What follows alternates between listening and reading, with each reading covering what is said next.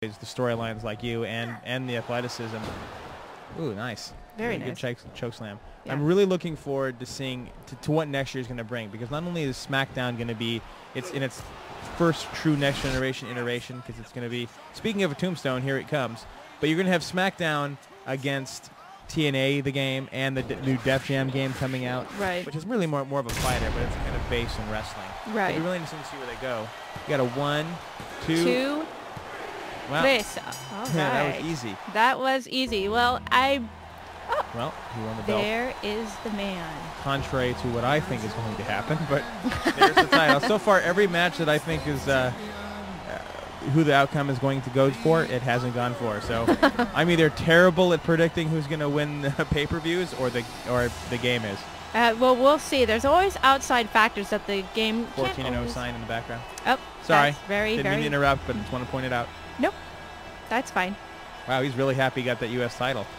Yeah, he's really happy. He was going to pull a Shawn Michaels boyhood dream thing for a second there. Expect him to start crying. He might do it. And here we are, our main event. We've got Finlay, Bobby Lashley, Batista, and King Booker, but in the game, he's just Booker T. They didn't have time to put him in as Oh, that's Although nice. I will tell you, I'm gonna tell you a little secret. King Booker is in the game, but not how you think. Basically, there's a special collectible you can get for your locker room. It's a King Booker action figure.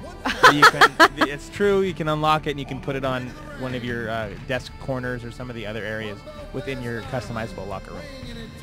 And there is Finlay. Now, did they manage to get his little leprechaun in the game? Do you know? No, there's no little bastard. Oh, see, that's half the fun of watching a Finlay match. Now, they could have made that really cheesy with the whole leprechaun thing, but I like that he's rabid, that he attacks everyone in sight.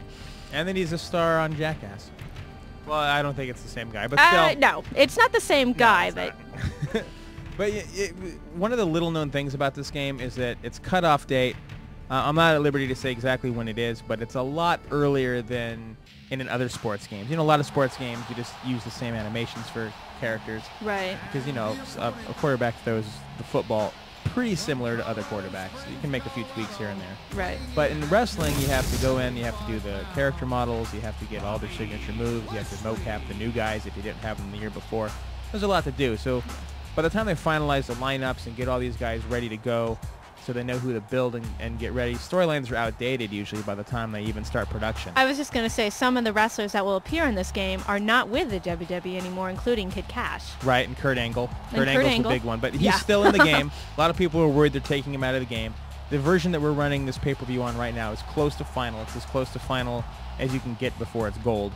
And he's still in it, so unless they do any last-minute pulls, he's definitely going to be in the game. And I don't foresee them taking anyone out. They haven't in the past. The only time they've ever removed anyone in the past was when they took out Hulk Hogan and Ultimate Warrior a few years back. Oh, that's right. But that was due to contractual problems, and that was long before the game came out. And here's Batista, who's one of my favorite wrestlers on SmackDown, which I honestly think is the best WWE show right now. I agree with that. And if you haven't read it, go to IGN.com and read John Robinson's interview with Batista. It's actually very interesting. Ooh, nice plug. I like that. Hey, and while you're at it, why don't you check out my blog, too? Yeah, check out my blog, too. There you go, blogs, go. Yeah. Batista's actually an interesting guy. At one point, he weighed 390 pounds because he used to be a power lifter. Oh, wow. And he had to slim down to be a wrestler because it was just too hard for him to move because he had so much muscle. It's true. It's weird. Couldn't move his upper arms. I have a similar problem. I actually have trouble lifting my controller because I'm so buff. Oh, well, I'm only 120 pounds. I don't have that problem. Well, that's about half of me. Oh, okay. Not really. I'm not that big. I was going to say, you're not that big.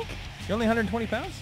I'm only 120. What? You sound a little surprised. No, it's just that I forget how small women are sometimes. Good save. No, it's the truth. It's because my wife, we just had a daughter, and my wife, and within days of giving birth, she's already back down to her pre-pregnancy weight. I was going to say, she looks really great for someone who just gave birth. Yeah, she's 100 pounds even already. Oh, God. It's amazing. She had a baby, too. I'm 20 pounds heavier than her, and Well, I didn't have a baby. She's a small girl. But anyway, back to the wrestling. Do you think Batista's ever had that problem with, baby weight? You know,